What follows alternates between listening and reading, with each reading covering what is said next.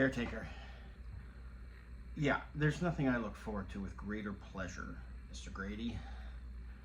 Yeah, I'll deal with that problem as soon as I get out of here. Caretaker Matt here. I wanted to talk about a movie that is near and dear to me in the realm of horror, and that's The Omen.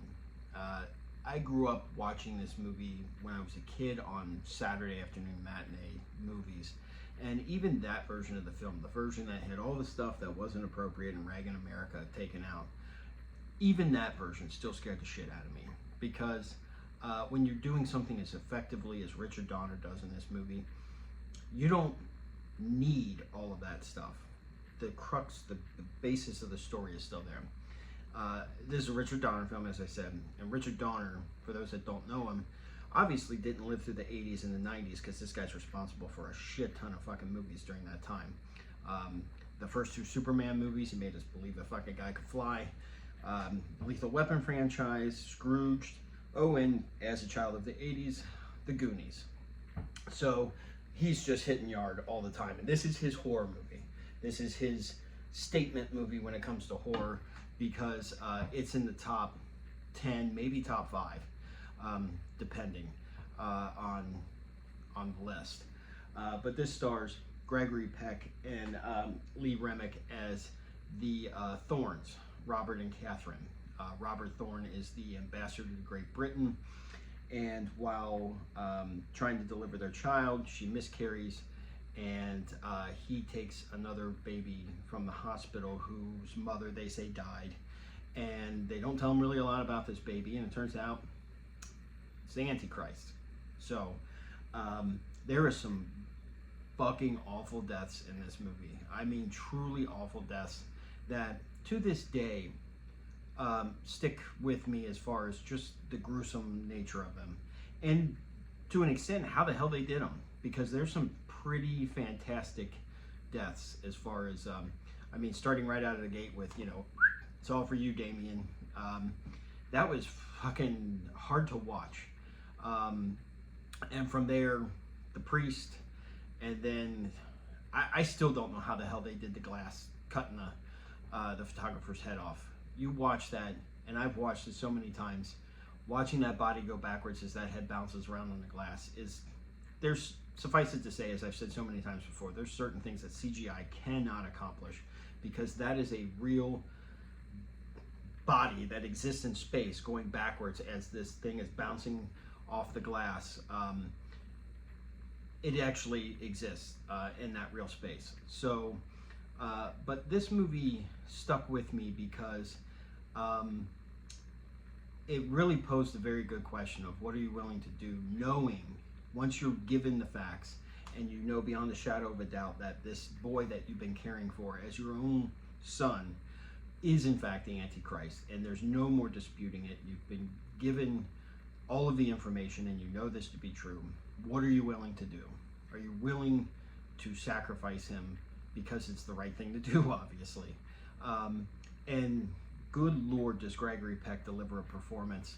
I mean, you have Atticus Finch and you have Robert Thorne, almost like a bookend.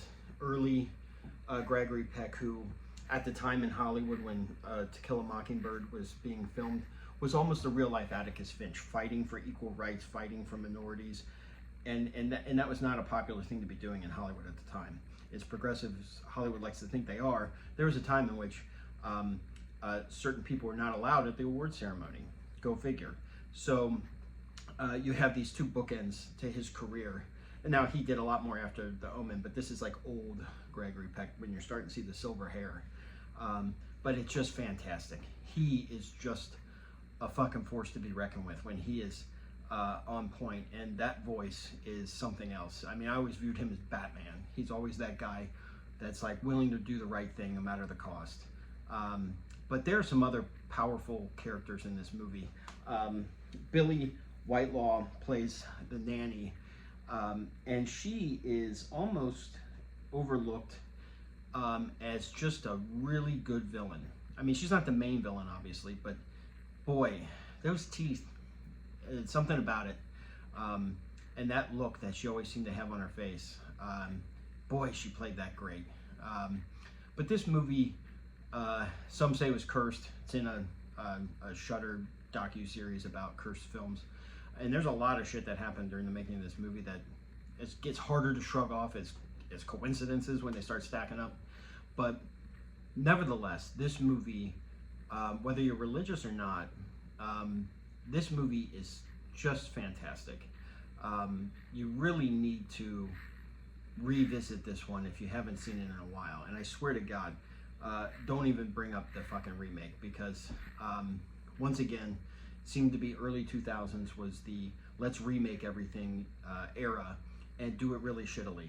So if you get a chance, have a watch, because boy, when you get performances like some of these old school horror movies, when you get some of the greats, the Nicholsons, the Gregory Pecks, the list goes on and on, the Sir Anthony Hopkins, when you start getting guys of that caliber doing horror and delivering performances just time and time again, boy, it gets harder and harder to even remotely think that the best era of horror wasn't from 1960 to 1990. Anyone that might suggest otherwise is just fooling themselves. That was the golden age of horror. It always has been, always will be, and there's just really no debate about that. So this Caretaker Matt, God damn it, Caretaker, yeah, I'm on it. I'm going. All right, bye.